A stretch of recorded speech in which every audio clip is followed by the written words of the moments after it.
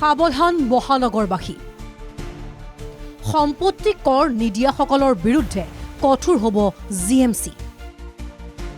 চলিত মাহৰ ভিতৰত সম্পত্তি কৰ আদায় দিবলৈ নিৰ্দেশ পলমকৈ দিলে ভৰিব লাগিব 20% পৰ্যন্ত জৰিমনা সম্পত্তি কৰ আদায় নিদিয়াসকলৰ বিৰুদ্ধে কঠোৰ হ'ব গুৱাহাটী পৌৰ নিগম চলিত মাৰ্চ মাহৰ ভিতৰতে সম্পত্তি কৰ আদায় দিবলৈ নিৰ্দেশ জিএমচিৰ অন্যথা 20% পৰ্যন্ত ভৰিব লাগিব জৰিমনা সংবাদ মেলযোগে গুৱাহাটী মহানগৰবাসীলৈ এই সকিয়নি জিএমচিৰ মেয়ৰ মৃগেন শৰণীয়াৰ বহুখিনি মানুহ আছে যে তেওঁলোকে বছৰৰ পইচাটো বছৰত নিদিয়ে দেৰিকৈ দিয়ে বা 3-4 বছৰ পিছত দিয়ে আমি তাৰ কাৰণে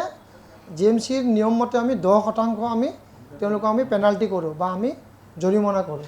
আৰু যদি তেওঁলোকে তেনেকৈ পেণ্ডিং কৰে এইবাৰৰ পৰা আমি পেনাল্টি আমি 20% আমি বৃদ্ধি কৰিম আৰু ইতিমধ্যে যিসকলৰ বহুখিনি টকা পেণ্ডিং আছে তেনেকুৱা তালিকা আমাৰ হাতত আছে তেওঁলোকক আমি পৰৱৰ্তী সময়ত তেওঁলোকক আমি বিহিত ব্যৱস্থা গ্ৰহণ কৰাৰ কাৰণে আমি ব্যৱস্থা আমি গ্ৰহণ কৰিম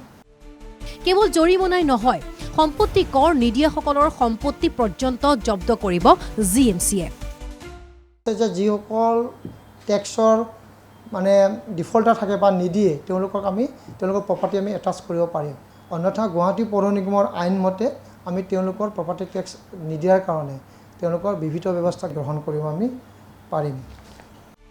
উল্লেখ্য যে মেয়ৰৰ তথ্য মতে 2024-25 বৰ্ষত 1,60,000 হোল্ডিং নম্বৰৰ ঘৰৰ ভিতৰত 1,10,000 ঘৰৰ পৰা জিএমচিয়ে লাভ কৰিছে সম্পত্তি কৰ বৰ্তমানলৈকে সংগ্ৰহ হৈছে 82 কোটি টকাৰ সম্পত্তি কৰ আমাৰ 24-25 বৰ্ষত আমি 1,60,000 হোল্ডিং নম্বৰৰ ভিতৰত আমি 1,10,000 মানুহৰে আমি প্ৰপাৰ্টি টেক্স পাবলৈ সক্ষম হৈছোঁ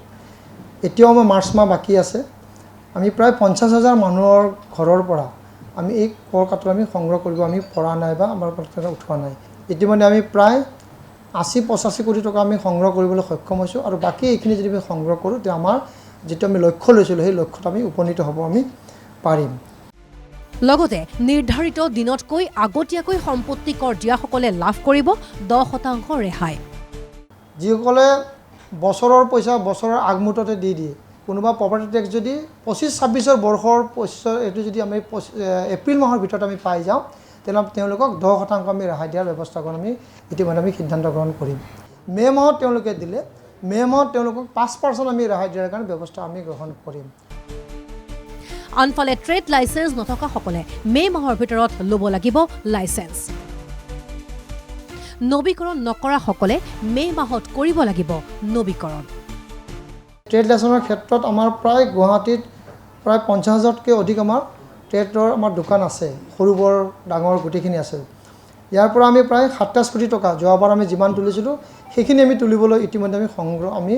সক্ষম হৈছোঁ বাকী 25,000 আমাৰ যি দোকান আছে এই দোকানখিনিয়ে কিন্তু এতিয়ালৈ তেওঁলোকৰ নৱীকৰণে হওক বা তেনে ব্যৱস্থা কৰা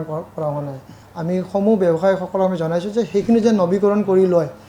ভিডিঅ' জাৰ্নেলিষ্ট দীপ বায়নৰ সৈতে গুৱাহাটীৰ পৰা বশিষ্ঠ দেৱ ফুকনৰ ৰিপৰ্ট NKTV+।